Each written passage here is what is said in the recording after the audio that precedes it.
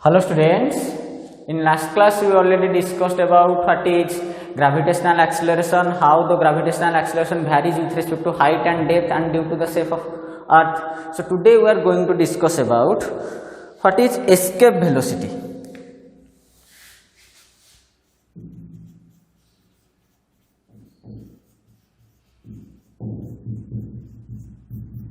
Okay, so escape means someone which is beyond the reach or someone escape from somewhere. So what is escape velocity? So the escape velocity for any planet is that minimum value of velocity if some object is projected with that velocity from the surface of that planet, it will permanently go beyond the gravitational field of that planet. Clear? So escape velocity is that minimum value of velocity for a given planet with which if an object is projected from the surface of the planet, it will permanently go beyond the gravitational field of that planet. Clear? So what is escape velocity? It is the minimum velocity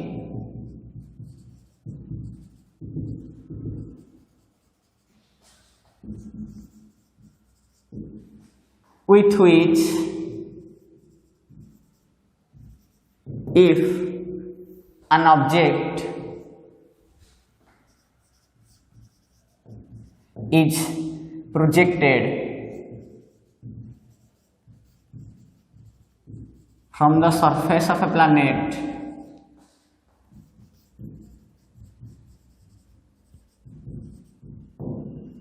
it will permanently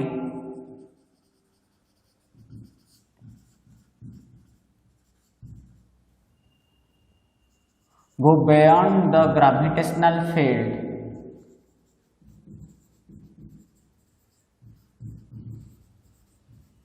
of the planet.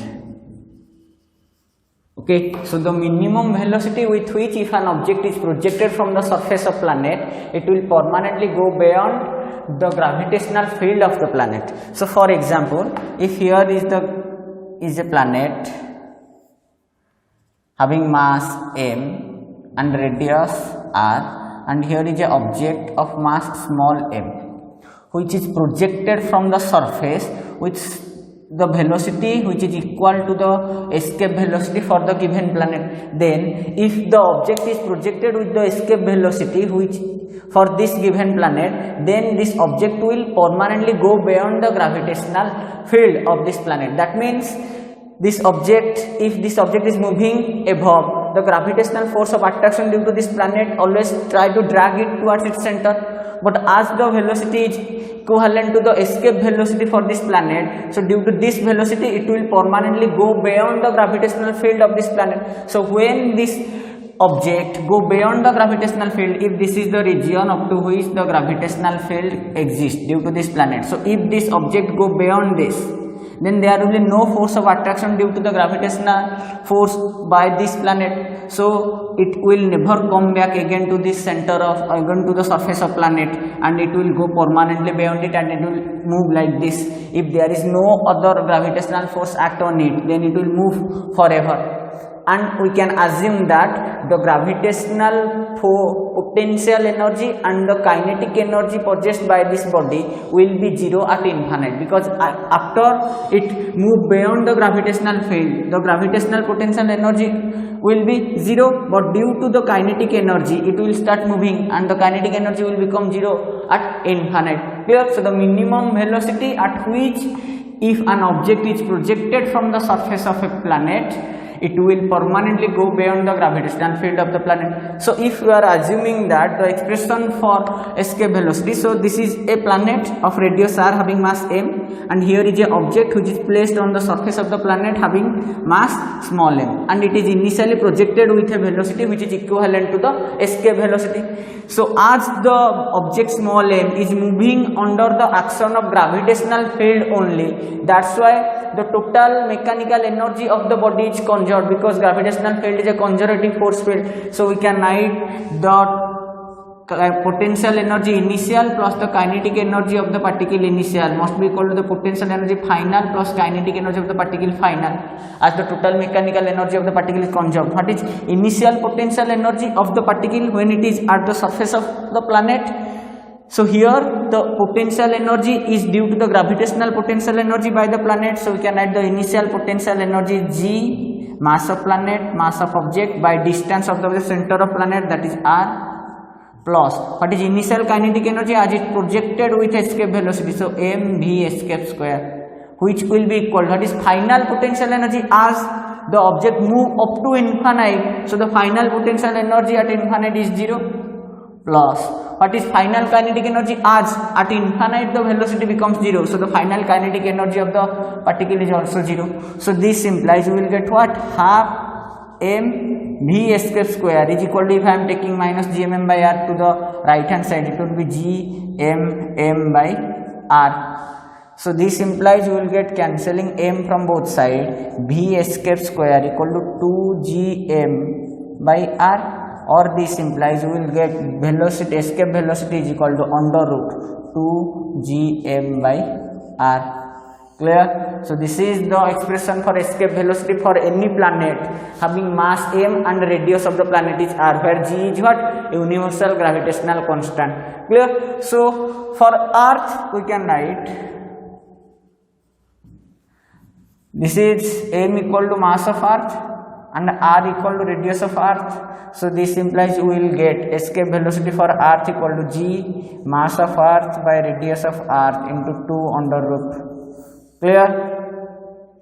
Or this implies you can write the escape velocity v equal to gm by r. We know the acceleration due to gravity earth is equal to gme by re square. Clear? We already derived this expression in previous class. So here we can write v escape equal to 2 gme by re square into re by multiplying one re and dividing one re or no root. So this will become how much, v escape is equal to 2 g re under root, because gm by re square equal to small g or gravitational acceleration, here is another re, so 2g by re is also equal to what, gravitational equal to escape velocity by earth. So by putting the values,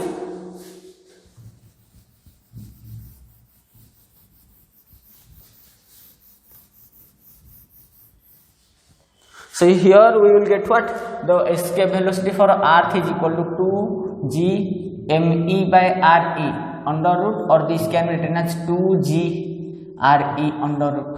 So what is the value of escape velocity for earth? As we know, the g is 9.8 meter per second square and re is nearly equal to 6400 kilometer. So by putting this value we will nearly get it is 11.2 kilometer per second. Okay, so escape velocity for earth is 11.2 kilometer per second. If we project any object from the surface of earth with this much velocity, then that object will permanently go beyond the gravitational field of earth. And as we here see, the expression for escape velocity is independent of mass of the object. So here we can remember that escape velocity is independent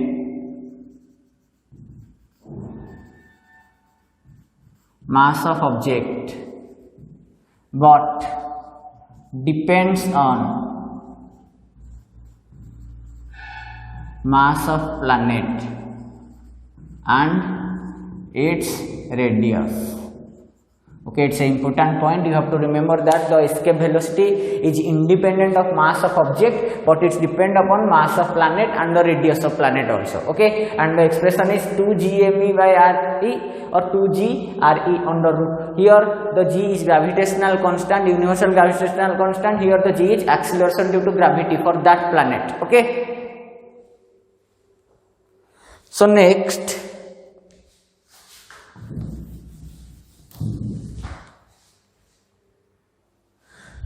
we are going to discuss about satellites. So what is a satellite? Any object that revolving around the earth or a planet in a fixed orbital path is known as a satellite. Clear? For example, moon is revolving around our planet earth in a fixed orbit or in a fixed path, then moon is a satellite. So any object that revolving around a planet in a fixed path is known as a satellite, and the satellite can be of two types. One is artificial, the other one is natural. As moon is the natural satellite, and the INSAT series or Aryabhat, like the satellites which is human made and it's revolving around our planet in a fixed orbit, are known as artificial satellites. So what is satellites? Any object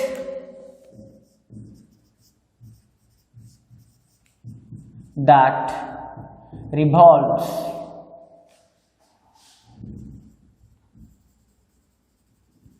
around the planet in a fixed orbit is known as satellite. Okay, any object that revolves around the planet in a fixed orbit is known as satellite. It can be of two types. One is natural satellite and the other one is artificial satellite. For our planet, the example is for natural satellite is moon, and for artificial satellite INSAT series, Aryabhat, and etc. Okay, clear? So anything that revolves around the planet in a fixed orbit is known as satellite. One is natural, which is already there like moon, and other one which are human made are known as artificial satellite. And the purpose of artificial satellite is to give some service for the mankind. Clear? So next we are going to discuss here about the artificial satellites, how a satellite revolves around a planet and what are the types of artificial satellites. So before that, to project a satellite which is revolving around the planet in a fixed orbit, as we know, if here is a planet Earth having mass ME and the radius of the planet is RE, so here is the orbit which is at a distance h from the surface of Earth, and there is a satellite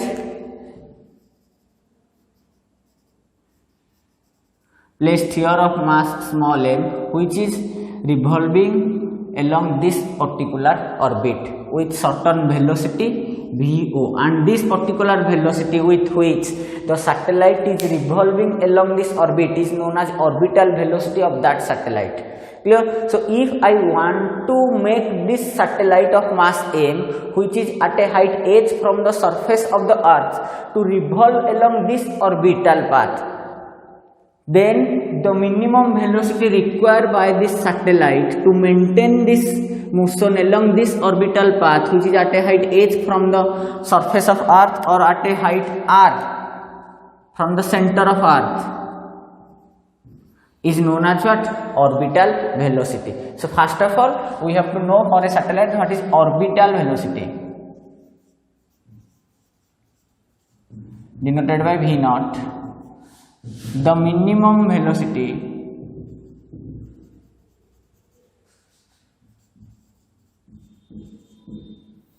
required by the satellite to revolve around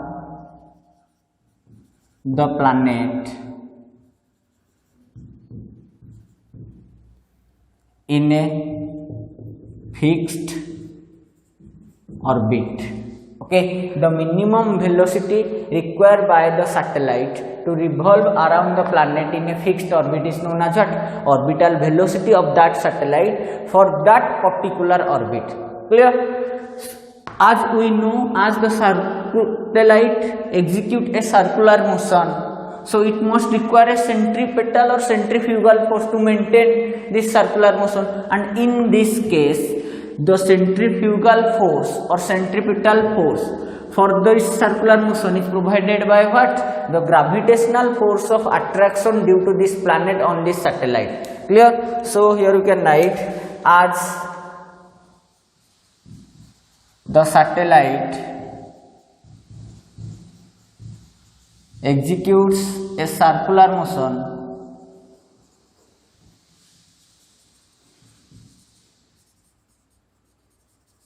around the planet, the required centripetal force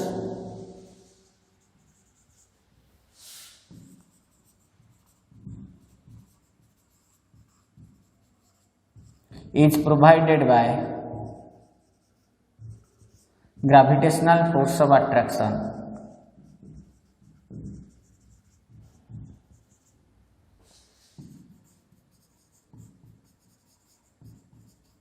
of the planet. Okay, so for this particular case, if the satellite is moving with the minimum velocity along this orbit which is at a height h from the earth's surface is v naught, so its centripetal or force will be m v naught square by distance from the center of earth, that is small r, which is equivalent to the gravitational force of attraction by the earth, that is g m e into m by r e square. Clear? So here we can write this implies m v naught square by, in place of r we can write r e plus h, so it can be written as r e plus h is equal to g m e into m by r e square. Cancelling m from both sides, we will get v naught square is equal to g m e by r e square into r e plus h. So this implies we will get v naught equal to g m e by r e square into r e plus h under root. Okay, and what is gme by r e square? As you already know, gme by r e square is the acceleration due to gravity. So this implies we can write the escape velocity v naught can be written as root over of g me by r e can be written as gravitational acceleration small g into r e plus h, where h is the height. Okay, if the height of the satellite is very negligible in comparison to radius of the planet or earth, then the orbital velocity will be under root g r e, because we can neglect the value h in comparison to radius of the planet, as if this is very negligible, so orbital velocity will become what? Under root g r e, or in general, if h can be neglected in comparison to r e, it will be g m e by r e square into r e plus h, or small g under root r e plus h. Okay, okay, clear? Sorry, here it will be not r e square, it will be small r square, because here the distance of the planet from the center of earth is small r, so the gravitational force will be g m e into m by r square. So this will become how much? Cancelling 1 r from this and m from this along this direction, here it will be also r square and this will be also r. So by cancelling 1 we will get, or let me write it once again,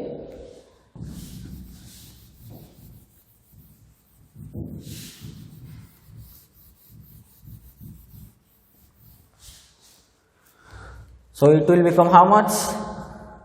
Mm will get cancel and 1r will get cancelled, so it will be v naught square is equal to g m e by r, or this implies the orbital velocity will be under root g m e by r, and in place of r now I can write r e plus h.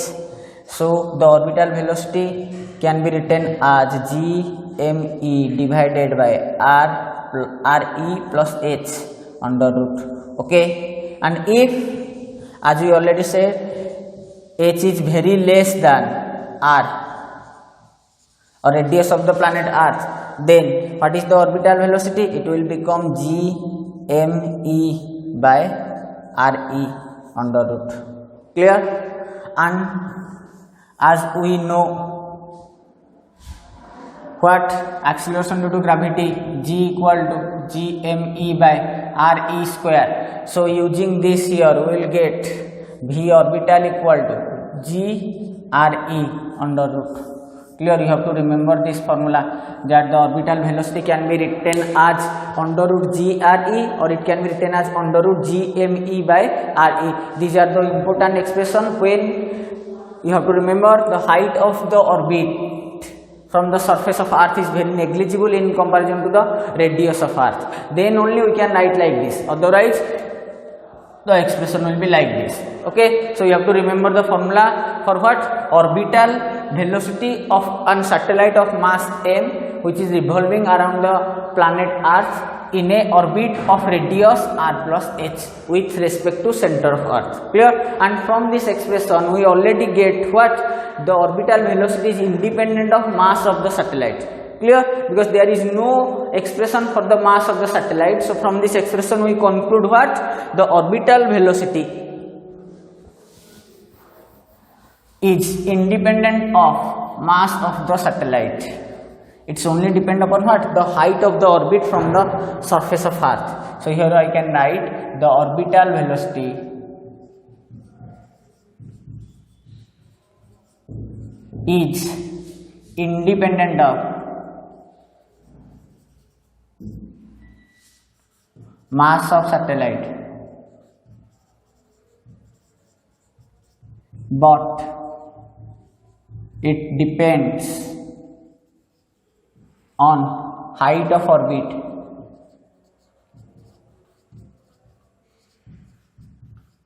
from surface of Earth.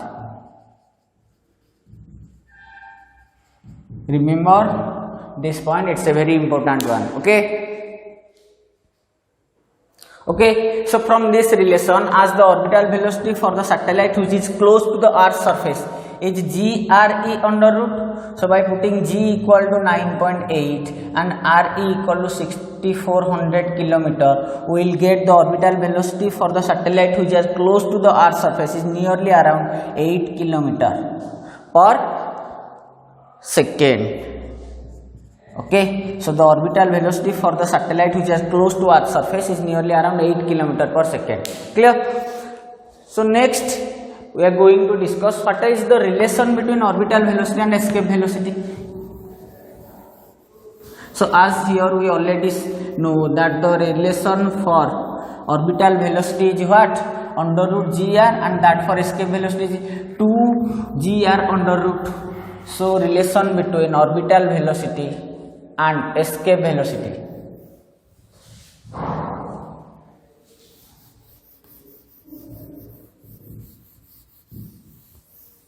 So relation between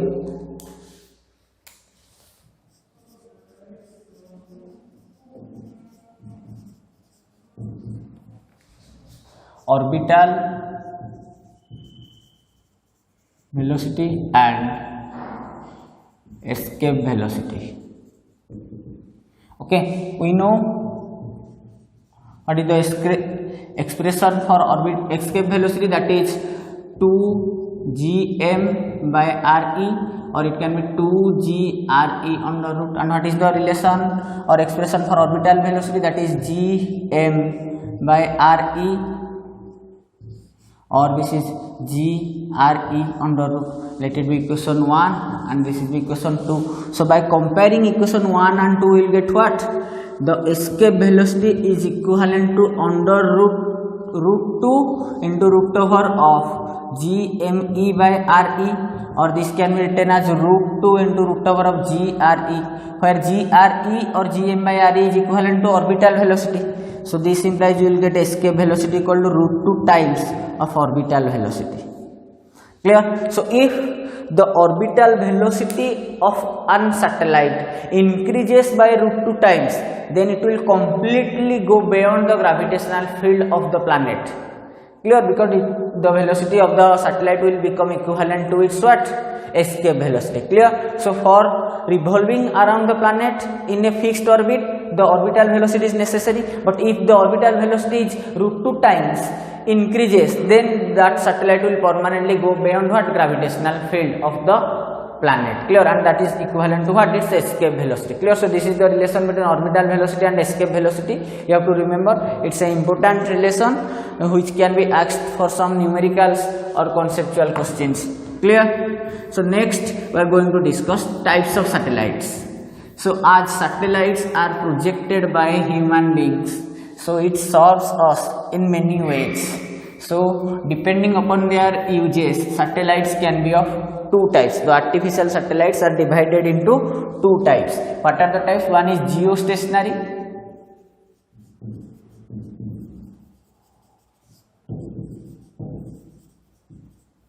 and the other one is polar satellite.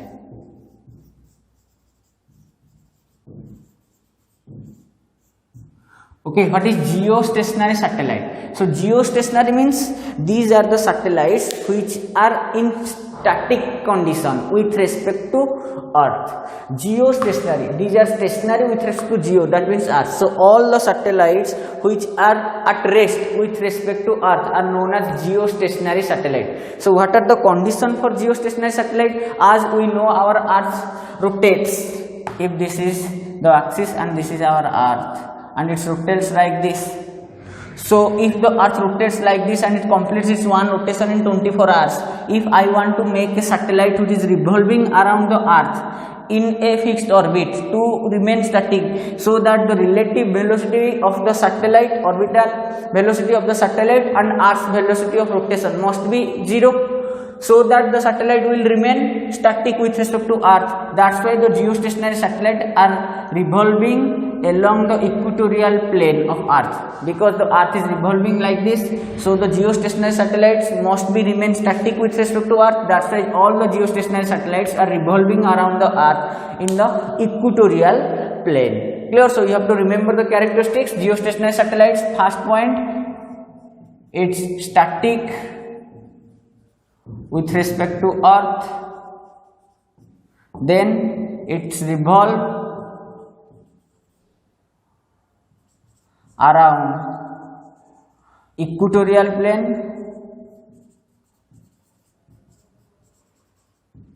then as the relative velocity must be 0, so the time period of satellite must be equivalent to the time period of what?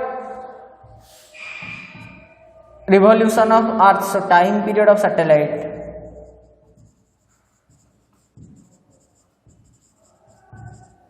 equal to 24 hours.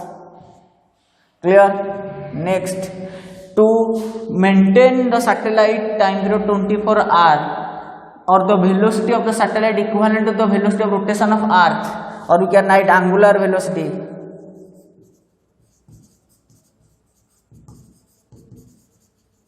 Earth must be equal to angular velocity of satellite.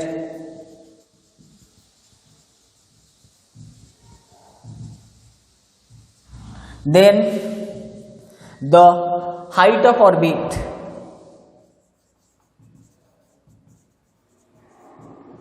is 36,000 km from Earth's surface. So if we want to project a geostationary satellite, then the orbit must be at a height of 36,000 km from the surface of Earth, so that its orbital velocity becomes equivalent to the velocity of the rotation of Earth, so that it will remain static with respect to Earth, and we can say it as geostationary satellite. And another, these are the important characteristics for a geostationary satellite. So if any object want to be a geostationary satellite, it must revolving around the Earth in the equatorial plane, and the orbit must be at a height of 36,000 km from the surface of Earth, and its time period must synchronize with the time period of what? Planet of Earth to revolve one rotation. Clear? Then that satellite is known as what? Geostationary satellite. So geostationary satellite is a satellite which is remain fixed for a location on Earth. So what are the uses of geostationary satellite? So geostationary satellite are basically used for transmission purposes, for telecommunication purposes. So as we all install the direct to home service, the dish antennas on our roof, so the direction of dish antennas remain fixed for our roof forever, because they are attached with the geostationary satellite which are transmitting the signal or the radio signals for which you are observing any event that occurring in some other places of Earth. That's why as the satellite remains stationary with respect to our location, so the direction of the antenna remain fixed towards a particular direction. So geostationary satellites are basically used for transmission purposes, to send telecom signals or mobile signals. Okay, and these are also can be used to observe the weather forecast for a particular surface or region, local region. These satellites can also be used for weather forecasts. Clear? Then another type of satellite is what? That is polar satellite. What is polar satellite? These are the satellites which are revolving around the Earth along the polar plane like this.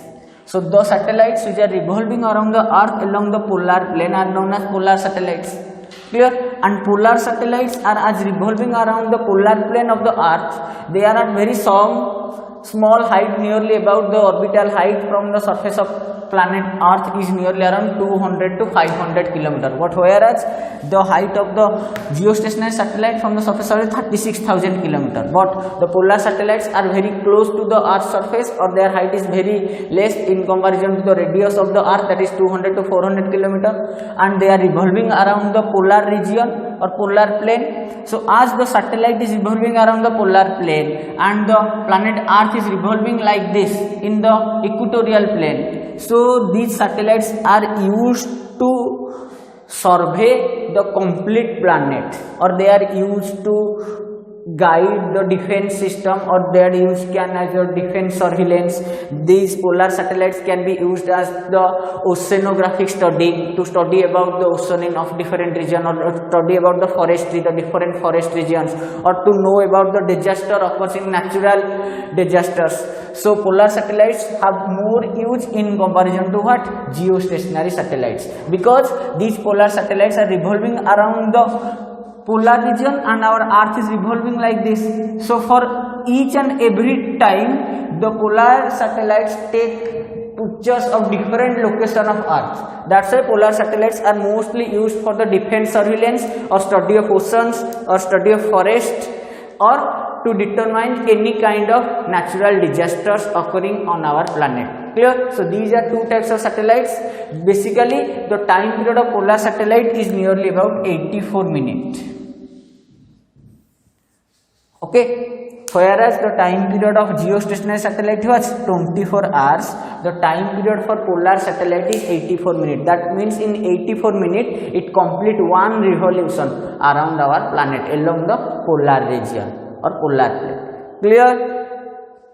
Okay, pole to pole the satellite revolves, that's known as polar satellite, and equatorial region the geostationary satellite is revolving. Clear? There are two types of satellites we used for our day-to-day purposes. All these satellites are artificial satellites. One is polar and other one is geostationary. Clear? So this is all about satellite and the types of satellites and the uses of satellites. Clear? In next class we will discuss further. Okay, thank you.